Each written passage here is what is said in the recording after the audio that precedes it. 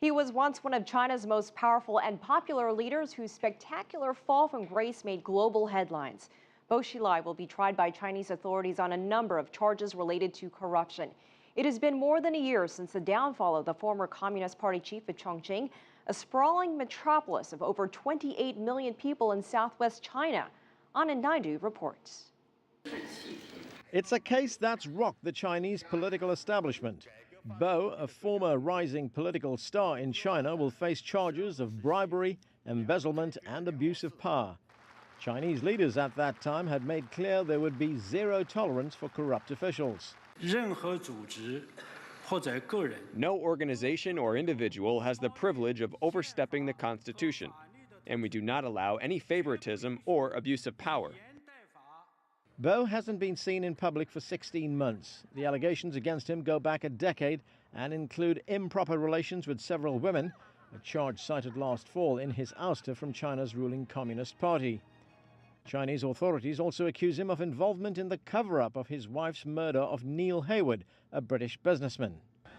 Political corruption is a major issue in China, and some analysts feel Bo's own attempts to root out crooked politicians may be partly responsible for his undoing. Bo's own success/failure at stamping out corruption, I think has really, highlighted it as an issue. And certainly Pew Research has shown that this is an increasing issue across China. And the number of reported incidents of unrest that relate to corruption has been rising. So we know this is a big issue. The indictment now paves the way for Bo to go on trial in a case that's expected to be closely watched not only in China, but around the world. Chinese media say he's accused of embezzling $4 million. That amount means he could face a 15 to 20-year prison sentence if found guilty. Elaine? Anand Naidoo, thanks. So what should we make of Bo Xilai's indictment?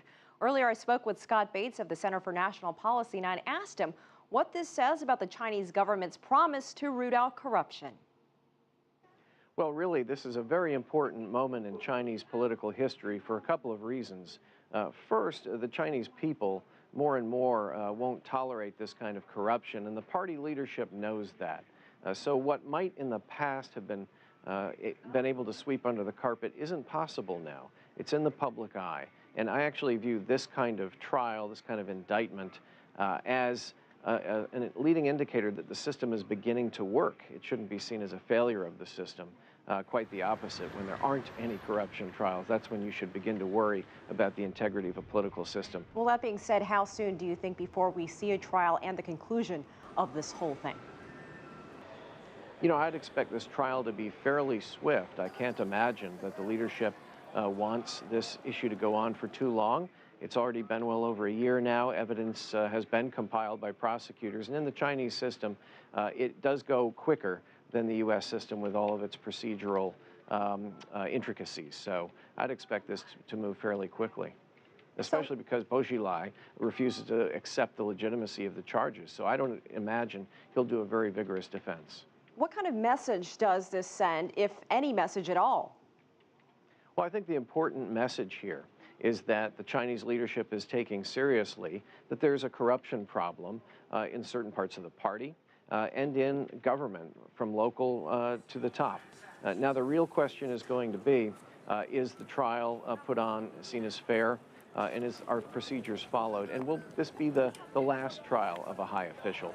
I'm speaking to you tonight from my home state of Connecticut. We had a governor that had to leave because he took a $100,000 hot tub from a contractor. He was drummed out of office. This happens in every system, but the real test is, will the people tolerate it, and will the system flush out the worst offenders? Well, what kind of sentence do you expect to be handed down to Bo Xilai in this case? It could be very severe. The sentencing here, if you look at economic crimes and their severity, all the way to death sentences in some instances where public funds have been stolen. And in effect, that's what you're looking at here. Because whenever there's corruption in any kind of system, it's not only stealing somebody's money, it's stealing from the public. It's reducing efficiency and economic efficiency. So I think we could be looking at a multiple-year sentence at a minimum, all the way to the most severe type of punishment is possible. All right, Scott Bates, thank you so much for your time and insight. We appreciate you joining us from Hartford, Connecticut. It's a pleasure. Thank you.